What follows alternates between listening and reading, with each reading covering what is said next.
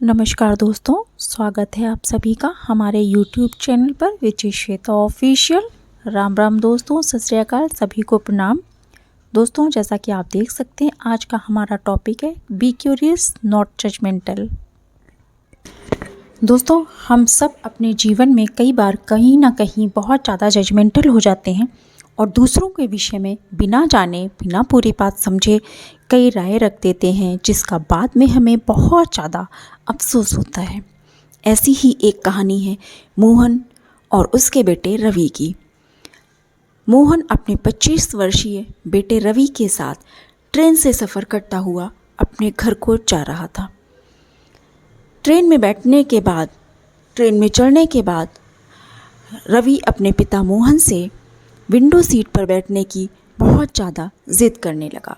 बार बार रवि ज़िद करता और मोहन उसे मना करता, चूँकि उनको विंडो सीट नहीं मिली थी। लेकिन रवि इस बात को मानने को तैयार ही नहीं था। वो बार बार अपने पिता से विंडो सीट पर बैठने की ज़िद किए जा रहा था। विंडो सीट पर बैठे हुए सज्जन बहुत देर से मोहन और रवि की बातों को सुन रहे थे। आखिरकार उन्होंने मोहन से अपनी सीट देकर उनको अपने बेटे को बिठाने का आग्रह किया। अब रवि को इतनी देर की जिद करने के बाद विंडो सीट मिल चुकी थी। खिड़की वाली सीट पर रवि बैठ चुका था। खिड़की वाली सीट पर बैठने के बाद जैसे ही ट्रेन चलती या ट्रेन के बाहर कोई पेड़ पौधे दिखाई देते, जानवर दिखाई देते या बिल्डिंग्स दिखाई देती, रवि बहुत तेज़ सीट से उछल जाता और बहुत तेज़ हंसता, ताली बजाते हुए अपने पिता के गले लग जाता और बार बार कहता, पिताजी वो देखो, हमारे साथ पेड़ चल रहे हैं, ट्रेन के साथ पेड़ चल रहे हैं। पिताजी वो देखो, जानवर कितने सुंदर लग रहे हैं। पिताजी वो देखो, पौधे कितने सुंदर हैं।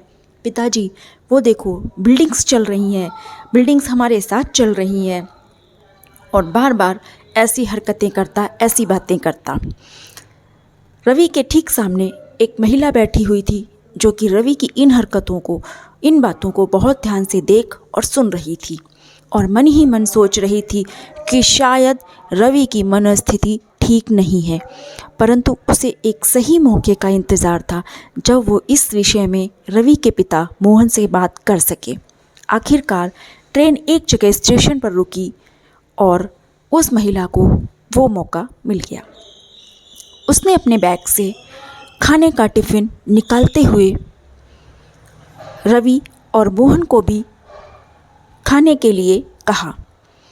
उसने अपने टिफ़िन से कुछ मिठाइयाँ निकाली, रवि और मोहन को दिया।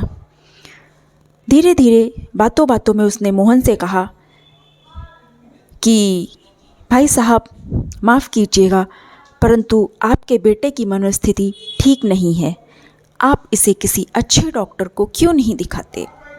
मैं बहुत देर से देख रही हूँ, ये अजीब अजीब बातें कर रहा है और बहुत अजीब अजीब हरकतें कर रहा है, बिल्कुल बच्चों जैसी। आप इसे किसी अच्छे डॉक्टर को, किसी अच्छे मनोचिकित्सक को दिखाइए ताकि ये नॉर्मल जीवन जी सके। अगर आपको कोई डॉक्टर नहीं पता है तो मैं एक ऐसे डॉक्टर को जानती हूँ जो ऐसे मरीजों को ठीक कर देता है। अगर आप कहें तो मैं उसका नंबर आपको दे सकती हूँ। ये सोचकर उसने अपने पर्स से एक चिट निकाली जिस पर कोई नंबर लिखा हुआ था। मोहन इन सब बातों को चुपचाप सुन रहे थे और उनके चेहरे पर एक मंद मंद मुस्कान थी। महिला आश्चर्य में थी कि वो उसकी बात को सुनकर मुस्कुरा क्यों रहे हैं। फिर मोहन ने कहा, मैडम, मैं अभी अभी अपने बेटे को डॉक्टर के पास से ही लेकर आ रहा हूँ। चूँकि मैं उसे डॉक्टर के पास से दिखा कर ला रहा हूँ और अब अपने घर को वापस जा रहा हूँ। उसकी मनोस्थिति बिल्कुल ठीक है। वो बचपन से अंधा था। उसने पहली बार दुनिया देखी है अपनी आँखों से, पहली बार आँखों से देखते हुए ट्रेन में सफ़र कर रहा है। पहली बार वो इन सारी चीज़ों को देख रहा है, पेड़ पौधे, बिल्डिंग्स, पशु पक्षी, ये सब उसके लिए नए हैं। उसने पहली बार अपनी आंखों से देखा और महसूस किया है, इसलिए वो ऐसी बातें कर रहा है और ऐसी हरकतें कर रहा है। उसके दिमाग की स्थिति बिल्कुल ठीक है, उसे कुछ भी नहीं हुआ है।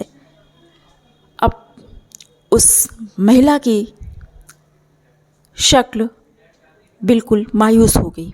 उसको अपने कहे पर अफसोस होने लगा। उसे ये महसूस हुआ कि बिना जाने, बिना पूरी बात को समझे, बिना पूछे उसने अपने मन से पहले ही राय बना ली और इस बात को मोहन से कह दिया कि रवि की मनोस्थिति ठीक नहीं है। अपनी बात पर अफसोस करते हुए उसने मोहन से सॉरी बोला और उसने कहा, भाई साहब मुझसे गलती हो गई, मुझे पहले आपसे पूछ लेना चाहिए था कि माजरा क्या है, तब कुछ बोलना चाहिए था। मैंने बिना आपसे पूछे, बिना जाने अपनी बात को कह दिया और इस गलतफहमी के लिए, इस बात के लिए जो मैंने बोला उसके लिए मैं माफ़ी चाहती हूँ। नमस्कार तो दोस्तों, हम सब अपने जीवन में कहीं ना कहीं बहुत बार ऐसा करते हैं, दूसरों के बारे में बिना जाने, बिना सोचे, बिना समझे अपनी राय रख देते हैं, दोस्तों जैसा कि आप देख जबकि सकते हैं आज ये का हमारा पूर्णतः टॉपिक गलत है। बी क्यूरियस नॉट हमें पहले दूसरों के बारे में जानना चाहिए। वैसे भी बहुत बार ये कहा जाता है, आपने सुना होगा लोगों से कि बिना किसी के बारे में जाने अपनी राय ना बनाएं। ये एक गलत कार्य है, गलत सोच है, गलत विचारधारा है, इसे बदलें। आज का हमारा टॉपिक हम सबको अपने आप में कुछ ना कुछ बदलाव करने की जरूरत निश्चित रूप से है। नमस्कार दोस्तों, मुझे तो पर्सनली ऐसा लगता है कि हर इंसान को अपनी कमियां दूर करनी चाहिए, अपने में बदलाव करना बहुत ज़रूरी है। दोस्तों जैसा कि आप देख सकते हैं आज का हमारा टॉपिक है बी जजमेंटल व्यक्तियों की कुछ पहचान होती है।